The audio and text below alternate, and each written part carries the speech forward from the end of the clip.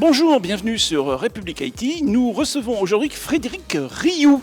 Donc Frédéric, bonjour. Bonjour. Alors, d'habitude, on te reçoit comme DSI, mais là, aujourd'hui, on te reçoit en tant que président. Donc, monsieur le président du C10.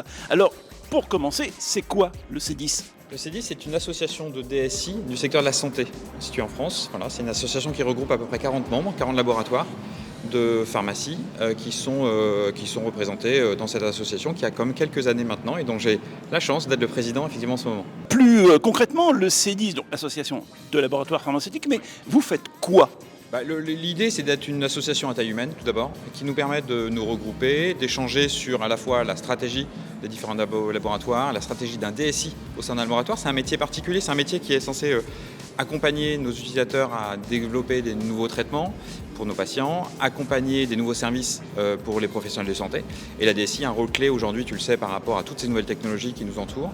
Et donc, dans le secteur particulier de la santé, voilà, il y a parfois des contraintes qu'on doit opérer ou des enjeux qu'on doit tenir compte. Et voilà, c'est un peu l'enjeu de cette association, c'est d'échanger, de collaborer autour de tous ces thèmes-là. Précisément, c'est la question que j'allais te poser, c'est finalement quelles sont les particularités du rôle d'un DSI ? Parce que partout, les DSI doivent accompagner les métiers. Donc pourquoi plus spécialement dans ce secteur-là ? Le DSI, pas plus que dans d'autres métiers. Le DSI, dans le secteur de la santé, il va juste avoir à gérer des contraintes à la fois pharmaceutiques, à la fois réglementaires et puis à la fois de santé avec ses patients. Voilà, donc non, pas plus que dans d'autres métiers, mais c'est des contraintes particulières qui font que le métier est intéressant, qu'on en parle, qu'on échange entre nous.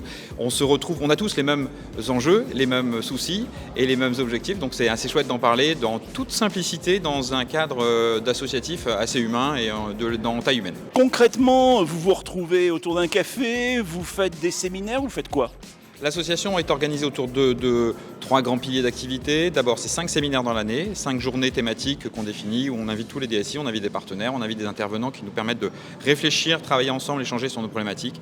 Quelques-unes dernièrement, l'IA, la data, le risk management, la certification, la facturation électronique, qui est un vrai sujet que toutes les entreprises auxquelles elles doivent adhérer en septembre de l'année prochaine. 5 séminaires suivis d'un espace collaboratif qui est assez riche, qui nous permet assez rapidement de lever des petites ambiguïtés, discuter entre nous. C'est assez chouette, là, ça marche très très bien parce que je pense qu'il y a une vraie confiance dans l'association entre tous les membres. Et puis le dernier point, c'est tous les 3 ans, on organise un voyage d'études dans un pays qui a une destination qui présente un réel intérêt dans le secteur de la pharmacie. Et donc voilà, on se retrouve tous autour d'un voyage d'études pendant quelques jours pour aller étudier un pays et leurs expériences et leurs anecdotes. Toutes les associations ont évidemment des entreprises concurrentes.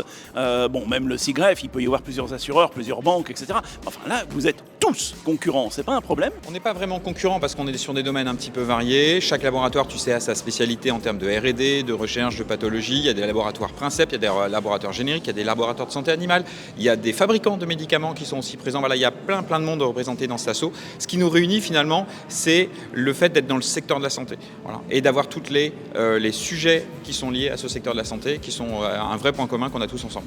Et alors, on parlait d'autres associations. Est-ce que vous travaillez par exemple avec le CIGREF ou avec d'autres ? Pas directement. Par contre, certains membres de l'association de C10 sont membres aussi du CIGREF ou d'autres associations du CRIP par exemple.